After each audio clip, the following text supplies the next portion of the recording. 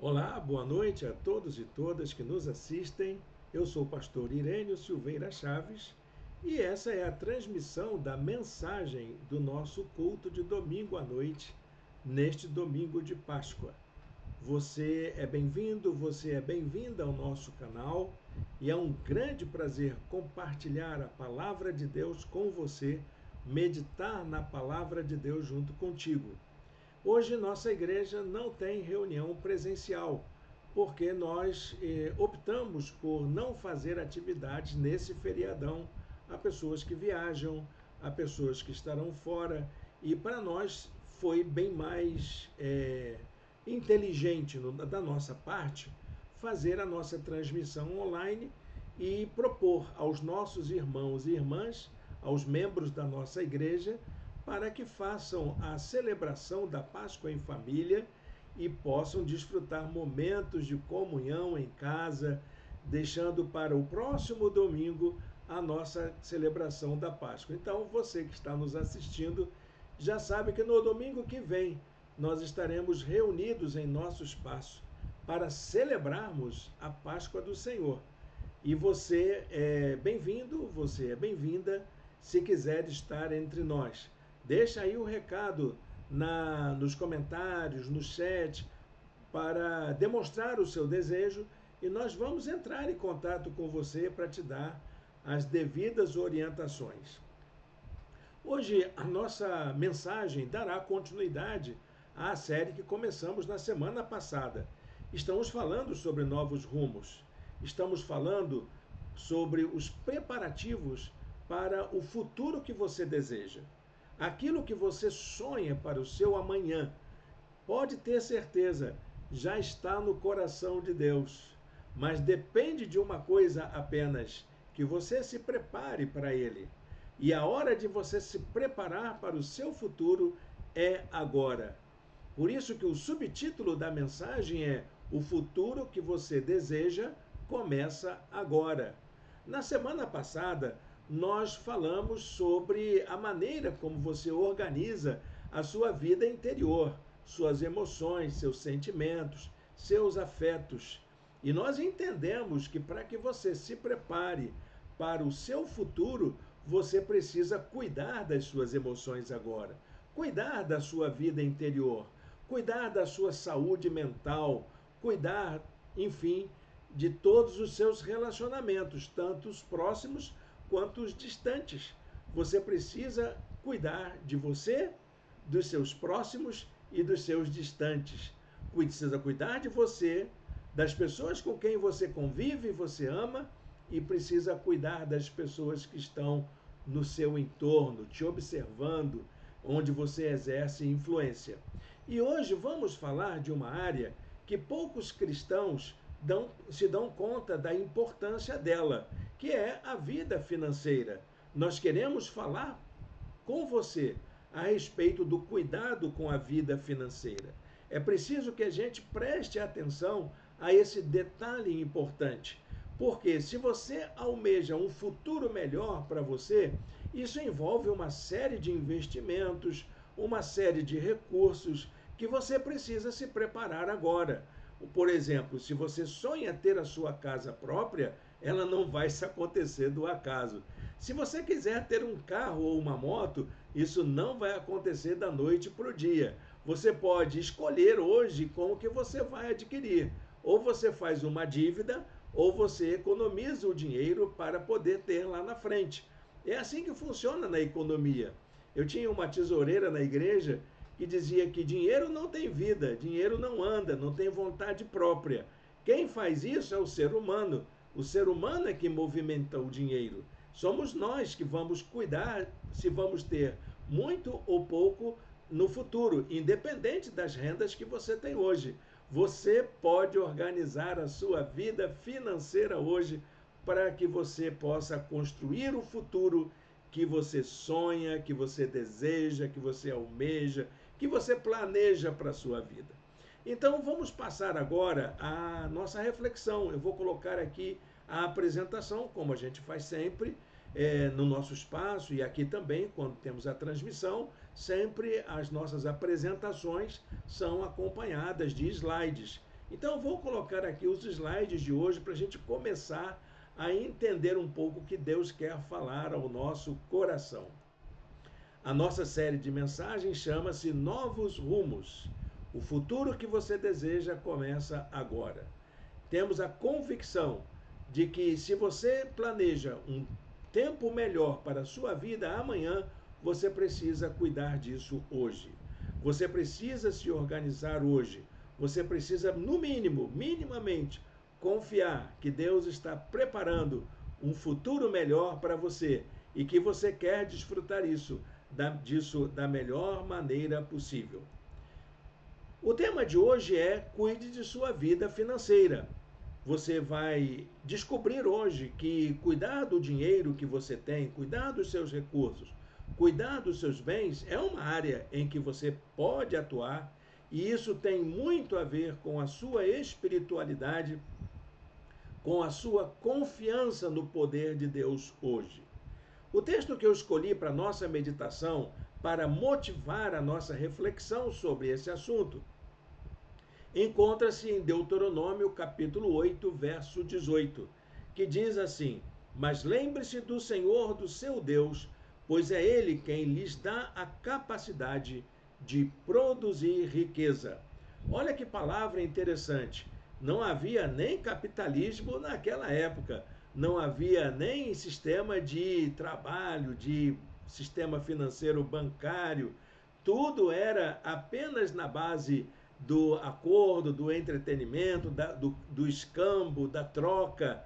E ali Deus já está falando: quem abençoa você para ter riqueza sou eu.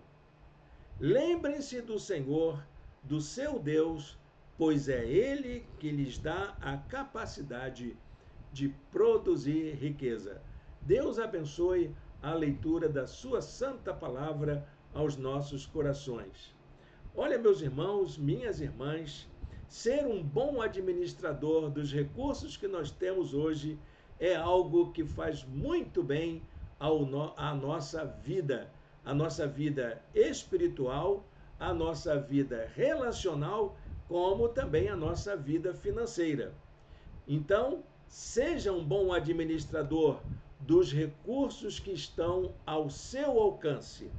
Cuidar da vida financeira envolve uma espiritualidade muito mais do que você possa imaginar.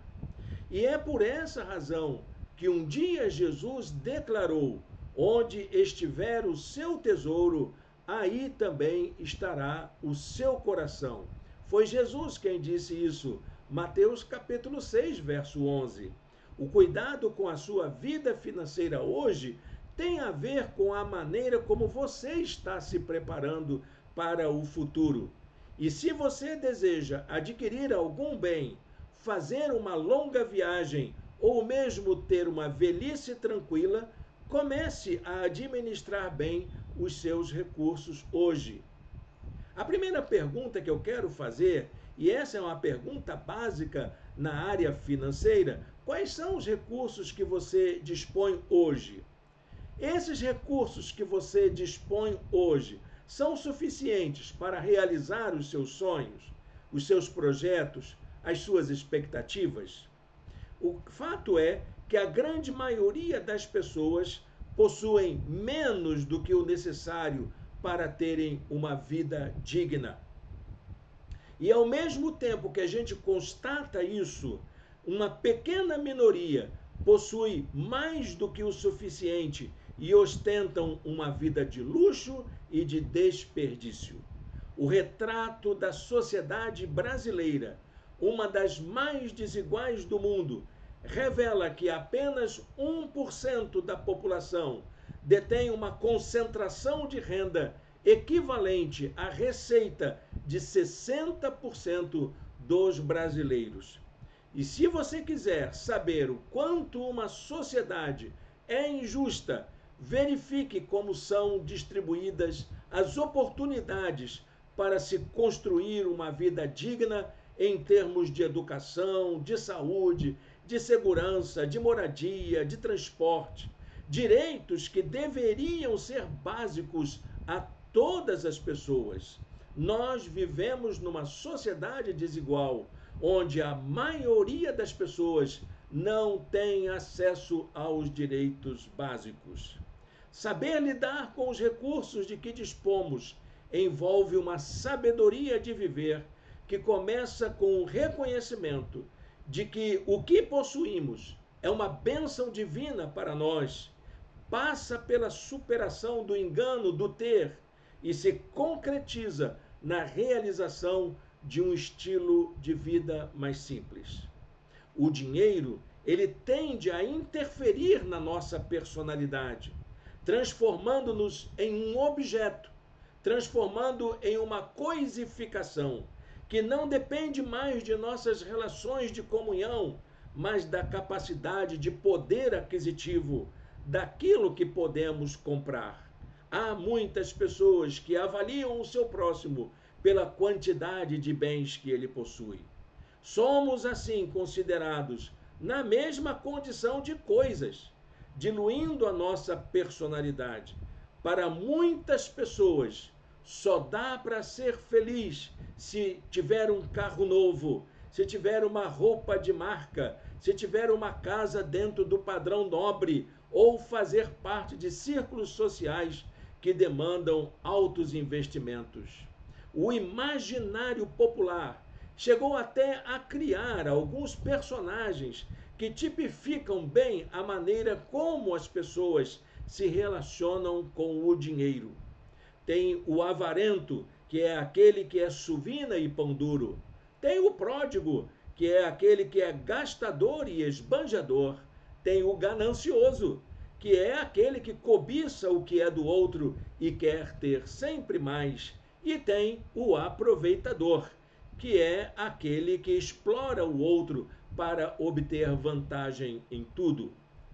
Quando o dinheiro domina nossas preocupações, o que passa a orientar as nossas relações é o aspecto quantitativo e não mais o qualitativo. Essa é a principal causa da desigualdade social no mundo, quando algumas pessoas querem acumular mais do que outras em detrimento do seu próximo. Por essa razão, a Bíblia diz: o amor ao dinheiro é a raiz de todos os males. Prestem bem atenção, a Bíblia não está dizendo que o dinheiro é um problema. Ela diz que o amor ao dinheiro, sim, é um problema.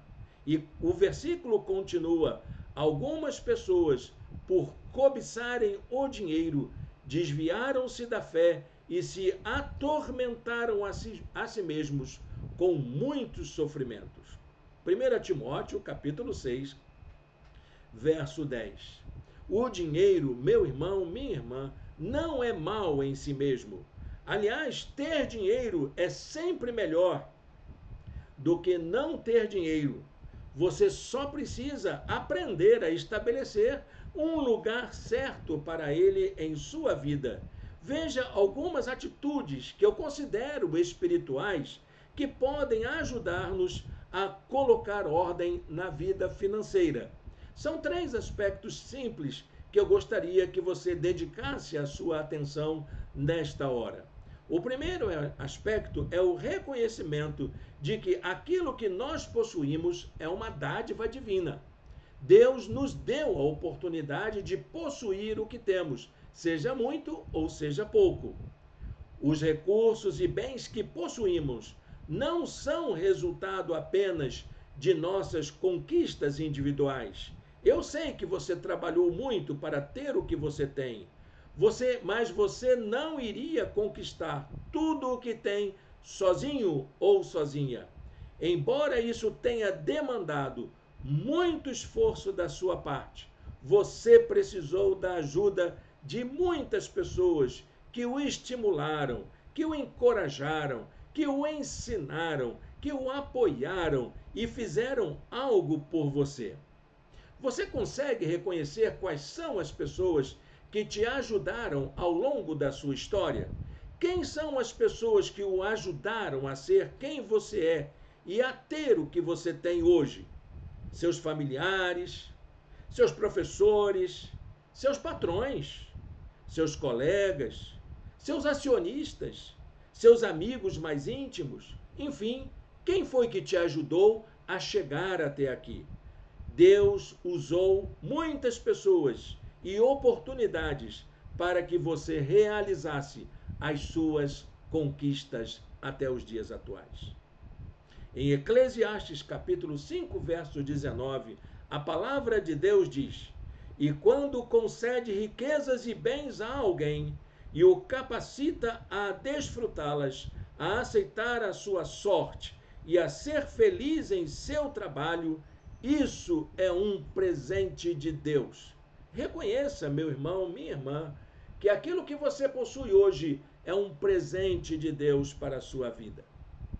O segundo aspecto é que nós precisamos desenvolver um estilo de vida mais simples. Reduza o consumo excessivo e priorize o que é mais importante na sua vida. Você precisa descobrir de que nós necessitamos de bem menos coisas para nós vivermos bem. A vida feliz e bem-sucedida não depende do que temos, mas de quem somos. Depende daquilo que nos tornamos ao longo de nossa experiência de vida. Provérbios capítulo 30, versos 8 e 9. Não me deixes mentir e não me deixes ficar nem rico nem pobre. Dá-me somente o alimento que preciso para viver. Porque se eu tiver mais do que o necessário, poderei dizer que não preciso de ti. E se eu ficar pobre, poderei roubar e assim envergonharei o teu nome, ó meu Deus.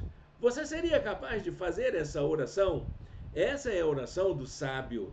É aquela oração da pessoa que encontrou a sabedoria de viver, o equilíbrio de ter uma vida simples, de viver com contentamento, satisfeito com aquilo que possui. Mas há um terceiro aspecto da nossa espiritualidade que precisa ser levado em conta nesta hora. Compreenda que os recursos que você possui são oportunidades para abençoar sua vida e a vida de outros. Abandone uma perspectiva egoísta de achar que tudo o que possui é só para o seu benefício próprio. É só para você gastar com você, com o seu lazer, com os seus desejos. Jesus contou a história de um homem rico que achou que, pelo fato de ter muitos bens, poderia viver sossegado. Mas ele disse que essa atitude não passava de uma loucura, pois nada daquilo que possuía abençoava a vida das pessoas à sua volta.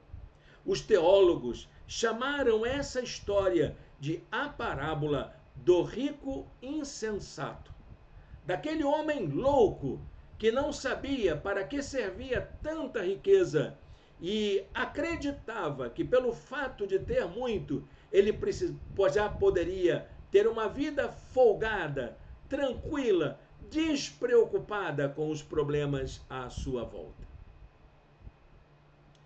O texto de 2 Coríntios, capítulo 9, verso 8, encontramos um conselho bíblico dos mais importantes sobre a importância de nós usarmos os nossos recursos para abençoar as pessoas, o mundo em que nós vivemos. Diz o texto assim: "E Deus pode dar muito mais do que vocês precisam, para que vocês tenham sempre tudo o que necessitam e ainda mais do que o necessário para fazerem todo tipo de boas obras." O que você possui, aquilo que Deus permite você conquistar, aquilo que foi dado a você como dádiva, é para você administrar, para ser bênção para todas as pessoas com quem você convive, sejam elas de perto ou de longe. O recurso que você possui é uma oportunidade para você exercitar a prática de boas obras. É para você abençoar a vida de todas as pessoas em quem você pode exercer influência. Para a gente concluir essa palavra, eu preciso dizer o seguinte: um dos conselhos mais sábios foi dado por um pregador protestante do século XVIII. Ele pregava o avivamento espiritual. Era a sua mensagem. Ele queria que as pessoas da Inglaterra, na época de onde ele era, aprendessem a administrar os seus recursos para abençoar o reino de Deus. O nome dele era John Wesley. E ele disse o seguinte: ganhe todo o dinheiro que puder, economize todo o dinheiro que puder e doe todo o dinheiro que puder. Cuidar da sua vida financeira é um assunto tremendamente espiritual. Pode representar uma grande bênção em sua vida ou pode se tornar uma grande tragédia. Tudo depende das escolhas que você faz hoje. Quero convidar você a fazer a escolha prudente de administrar bem os recursos que você dispõe. Como disse no começo, sejam eles muito ou pouco. E se você sabe administrar o pouco, pode ter certeza, Deus dará condições de você poder também administrar o muito. É só aprendendo assim que Deus poderá multiplicar graças sobre a sua vida quando você aprende a administrar o pouco que tem. Olha, meus irmãos e minhas irmãs, se essa é uma verdade que eu aprendi na minha vida, pode ter certeza. Anote aí. Eu já fui muito pobre. Pobre de maré de si, como dizia a cantiga antiga das crianças. Fui muito pobre e Deus me abençoou para que eu pudesse ter o suficiente para viver.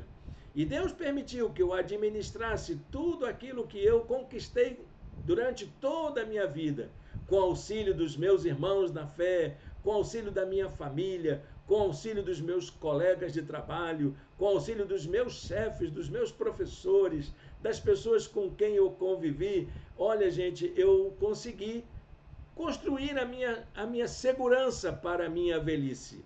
E eu digo para você que isso é possível para você também. Mesmo que você tenha muito pouco, peça a Deus sabedoria. Eclesiastes capítulo 5, verso 10, é o versículo que eu quero encerrar nesta hora, para deixar com você como uma mensagem de sabedoria para a sua vida. Diz o texto assim: quem ama o dinheiro jamais terá o suficiente. Quem ama as riquezas jamais ficará satisfeito com os seus rendimentos. Isso também não faz sentido. Entendeu, meu irmão, minha irmã? O dinheiro não é para ter nem muito nem pouco. Ter muito é uma bênção, mas também pode ser uma tragédia. Ter pouco é uma tragédia, mas também é uma oportunidade boa da gente aprender a administrar o pouco que temos para sermos bênção para o reino de Deus. Pense nisso. Coloque diante de Deus sua vida. E olha que eu sou uma pessoa que tenho uma consciência sociopolítica a respeito da administração da riqueza na sociedade.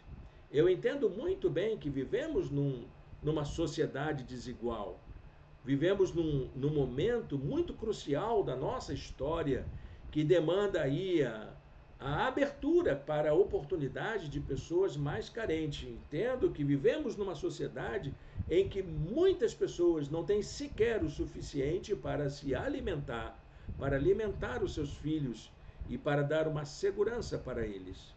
Mas eu acredito perfeitamente que a graça de Deus, quando inunda a nossa vida, ela nos dá sabedoria para administrar o pouco que temos e sermos assim bênção para aqueles que nós convivemos.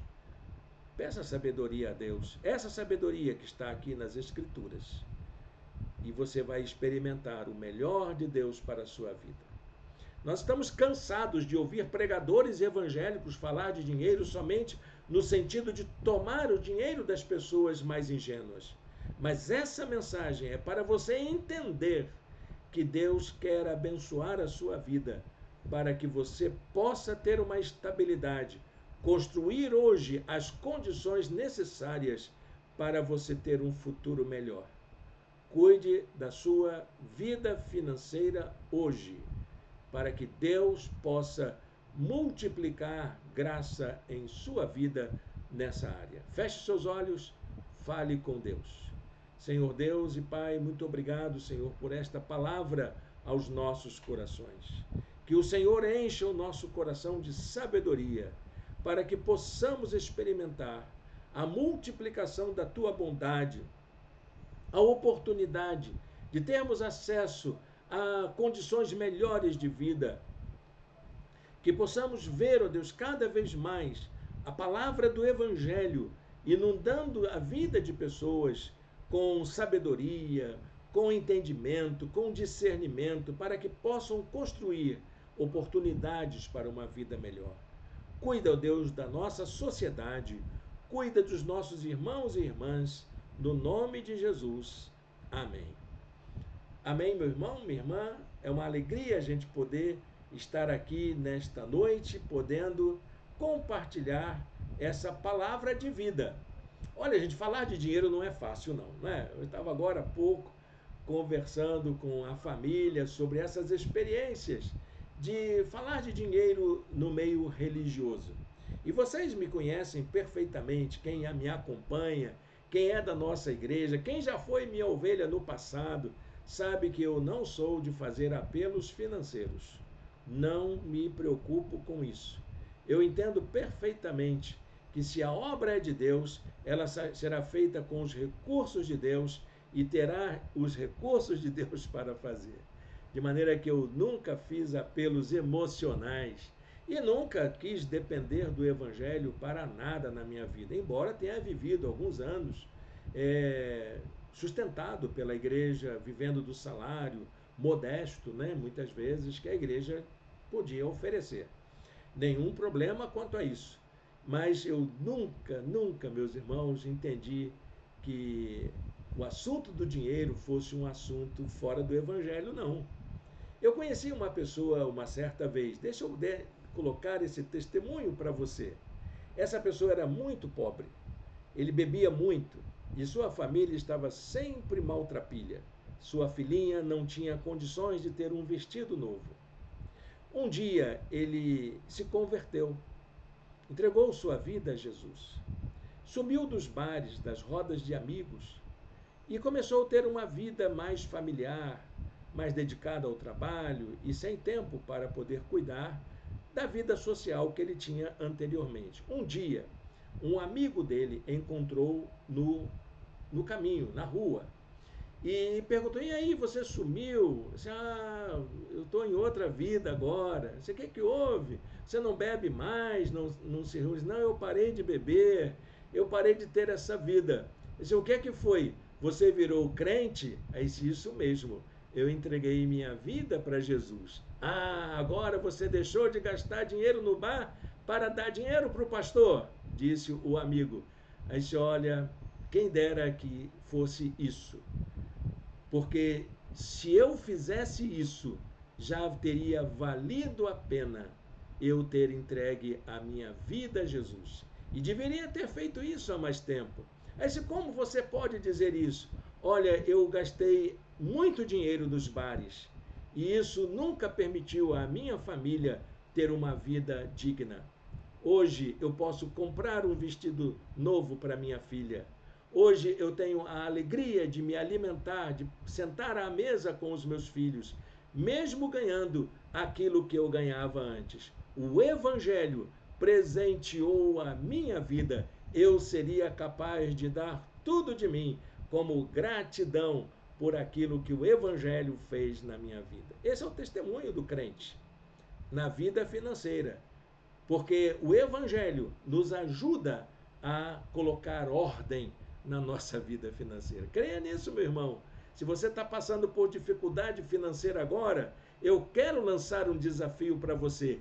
Entregue sua vida para Jesus e você vai ver que muita coisa vai mudar. Mas, por favor, olhe bem onde você vai frequentar, porque vai ter um bocado de lobo em pele de ovelha querendo se aproveitar da sua boa fé. Entregue sua vida para Jesus e siga Jesus Cristo como Senhor e Salvador da sua vida. Escolha bem a comunidade de fé que você vai frequentar e seja feliz administrando bem aquilo que Deus tem dado para você.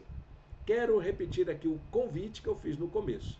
Domingo que vem, na nossa igreja, reunião presencial, às 18h30, em nosso espaço.